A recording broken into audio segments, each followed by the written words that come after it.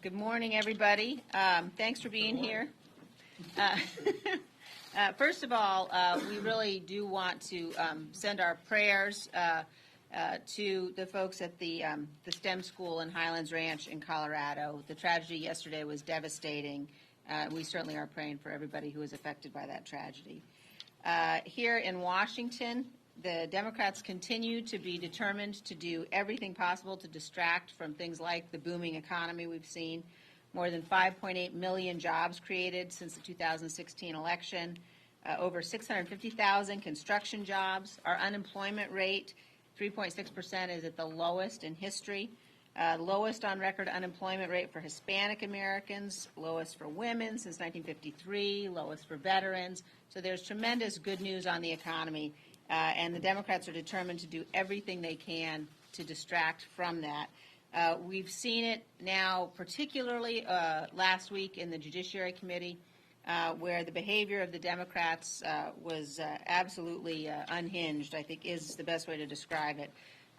The chairman of the Judiciary Committee, Mr. Nadler, either doesn't know the rules or doesn't care about the rules or both. That committee operated without a quorum. They refused to let Republicans speak. They refused to let Republicans offer amendments. And Chairman Nadler actually mocked an amendment offered by our colleague, Congresswoman Lesko, which is behavior beneath the dignity of even Mr. Nadler. They moved forward to vote on a motion that had been tabled. Clearly, what the Democrats in the Judiciary Committee are doing is undermining our democracy and helping Vladimir Putin. If you look at what we know and what we know from the Mueller report and other places, it's absolutely clear that the Russians have attempted, a number of them were indicted, for attempting to influence, to undermine our democratic processes. And the Democrats on the Judiciary Committee are doing exactly what Vladimir Putin would do if he could. They're also abdicating their responsibility to uncover these very serious foreign efforts. And we know that they're afraid that they cannot defeat President Trump and Republicans at the ballot box, and therefore they're conducting this show trial in the Judiciary Committee that is aimed at hurting the president. Some of them are even talking about impeachment, and it is certainly time for those sorts of behaviors to stop. It's fundamentally undemocratic. We'll be dealing with it through the parliamentarians. But at this time, it's absolutely clear we've got to have a focus on the important constitutional obligations of the Judiciary Committee, which include coming back together for all of us to do the work of the American people and to stop playing games in such a devastating way for our Constitution and for our democracy. And with that, I'd like to turn things over to our whip, Mr. Scalise. Thank you, Liz. Last week we celebrated more great economic news. You saw more than 250,000 new jobs created. You saw unemployment drop to a 49-year low. More people getting into the workforce, more people having an opportunity to achieve the American dream, the lowest unemployment in the history of our country for Hispanic Americans, record lows for African Americans. We're seeing all kind of great economic news. Part of that great recovery is coming from our energy sector. Next week, I'm going to be proud to help welcome President Trump down in South Louisiana, where he's going to go see one of our LNG export facilities. This is a multi-billion-dollar private investment that allows American energy, the innovations that we've achieved through so many new technological advances, from hydraulic fracturing to deep water drilling, where we're able to actually now export natural gas to our friends and allies around the world. This is incredibly helpful as we counter Putin's influence over other countries. A lot of our allies in Eastern Europe or even in Japan don't want to have to get their energy from countries that don't like us and don't like them. And you see countries like Russia using energy as a tool, political tool, to exert pressure in other parts of their economy and their other parts of their political influence.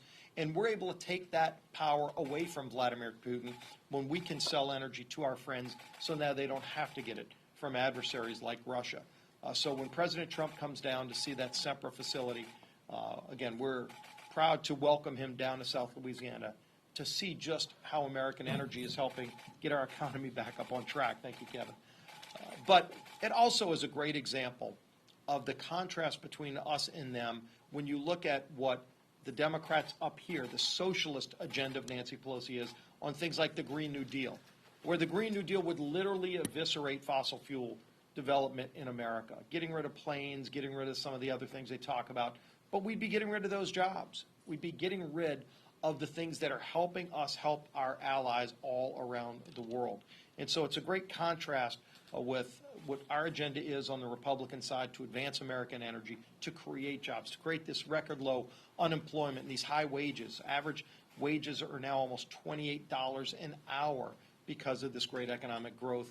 And then the Pelosi agenda is things like the Green New Deal, AOC's radical idea to eliminate fossil fuel development in America, getting rid of those jobs and all of the things that come with it. So we're going to be continuing to contrast that. It's no wonder why you see this kangaroo court being carried out by Chairman Nadler, the things that he's doing to continue to harass President Trump, President Trump's family, President Trump's cabinet members.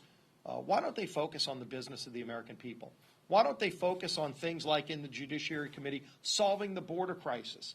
We have a crisis at the border. The president just sent a supplemental request to Congress so that we could have more money for detention beds and the things that we need where our border is being overwhelmed, or in some cases over 4,000 people a day crossing illegally into our country, and the Democrats' heads in the sand. The Committee of Jurisdiction, under Chairman Nadler's mishandling of that committee, has led to a kangaroo court where he just wants to focus on harassing the president and his family instead of focusing on the problems that our country is facing, including this crisis at the border, where we don't have a secure border, and we need to address those kind of problems instead of what we're seeing out of Chairman Nadler and Speaker Pelosi's other liberal lieutenants. With that, yield to our leader, Kevin McCarthy. Thank you. Thank you, sir. Good morning. I want to associate myself with what Liz Cheney, our thoughts and prayers for those in Colorado. Today, as we speak right now, Judiciary Committee, Chairman Nadler is carrying out his personal beliefs. He has disagreed with this president long before he ever ran for president. He decided on the night of the election that he wanted to impeach this president. What's telling to me and to the American public, in the history of Congress, in the history of the Judiciary Committee, like every other committee that we have, at the beginning of every Congress, we adopt our rules for that committee. Never have we ever had a staffer interview a cabinet individual in that committee. After the Attorney General Barr agrees to come to the committee to answer all the questions from those who are elected, Republican or Democrat, just as he did inside the Senate, Chairman Nadler decided to change the rules of the committee, to change history. Attorney General Barr was correct not to come. If you watch Nadler's handling of his own committee, I've never had so many questions from both sides of the aisle on the most basic motion of his inability to understand the rules. But now Nadler is doing something much different. He has asked the Attorney General to break the law, and if he will not break the law, he will hold him in contempt. Let's just look at the facts. Attorney General Barr was given a responsibility with the Mueller report. He quickly on the weekend gave a synopsis out so the American public could know have an idea. He quickly then, what I believe is a full transparency, released it to the entire public.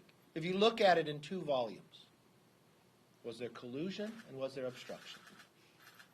Volume 1, 90% of everything is out there, not just to members of Congress, but to the entire public. The obstruction area that they researched, 98%. Chairman Nadler has the right to go down and read those 6 lines that he can't see now. I do as well. I've read it. He has not. But he wants to hold the Attorney General in contempt. At the same time he's doing that today, What does the New York Times? What does the New York Times editorial say? They say there's a crisis at the border. But his committee will not talk about it. Everybody in America realizes the crisis at the border, except the Democrats in Congress.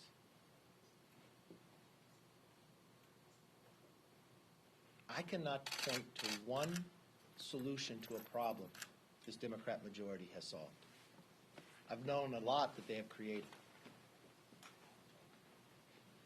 If you follow those Democrats who are running for president across the nation when they campaign, they don't get a question about the Mueller report because it's done. The country wants us to move forward.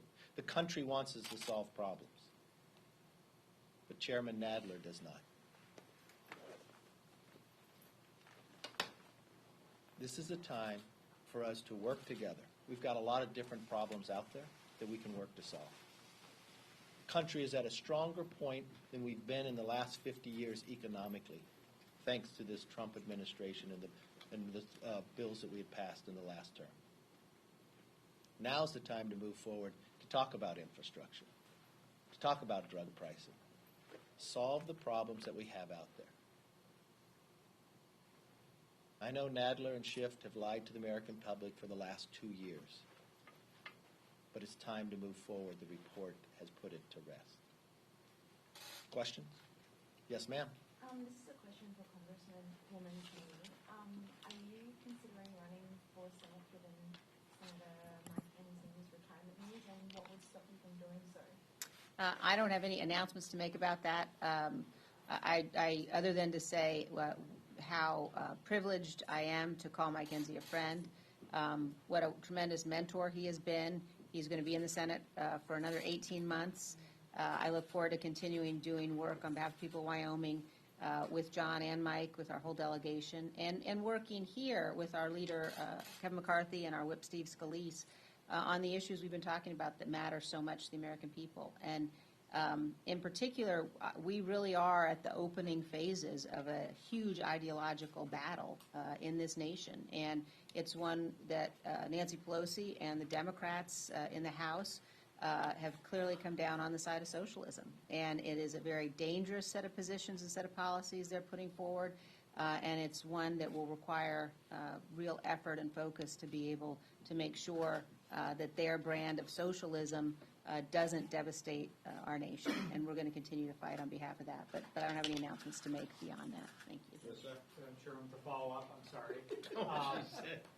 I know you want to give Senator Enzi some space and some time here, but do you have any sort of timeline for making any decision? And there was some reporting this morning suggesting that Donald Trump Jr. was being encouraged to look at this race. Do you have any reaction to that? I don't have any. Voters would be interested in a candidate who doesn't currently live in the state. You know, I don't have any announcements to make, and we'll, as I said, continue to stay focused on the really important and critical work that we're doing here. My question is also a follow-up, but for Mr. Scalise and Mr. McCarthy, have you guys given her any encouragement or advice about running? What do you think she should do? I think Liz has made a pretty clear statement on that. Look, I think Liz has been clear. She's doing a tremendous job here. I think the senator has done an amazing job. He announced something very early. He's got a lot of work left to do. This is a race that you don't even file till next May. So I understand your job, but I think Liz has answered that question. If she does run, she would have to step down from leadership. Is that something you guys would ever reconsider? No decision has been made yet. We love having Liz, and But we'll be sure to come in here and have all those conversations with later. you guys. Yeah. All right, I'm glad we got all the points across. Oh, you have another question. Back for Liz again? Not for Liz this time. Yesterday, Speaker Pelosi made a comment saying that the president was trying to goad Democrats into impeachment. Do you think at any level of the president's mind he welcomes Democrats trying to impeach him, knowing that it's not going to succeed in the Senate? No, I think the president wants to get back to the Americans' business. He wants to be able to move forward. It's only the Democrats. If you look and see what Nadler is doing, Chairman Nadler, every action he's taken, is this only time anything's been taken like this was impeachment. The Democrats decided the day of the night of the election that they wanted to impeach this president. They lied to the American public for the last 2 years. The report comes back, no collusion and no obstruction. But what do? They ask the Attorney General to break the law, and if the Attorney General will not break the law, they're going to hold him in contempt. I really think the American public expects more from Congress. Even the New York Times is giving direction to Nadler, and he will not listen. There is a crisis at the border. Everybody in America understands the crisis at the border, except Democrats in Congress. Thank you.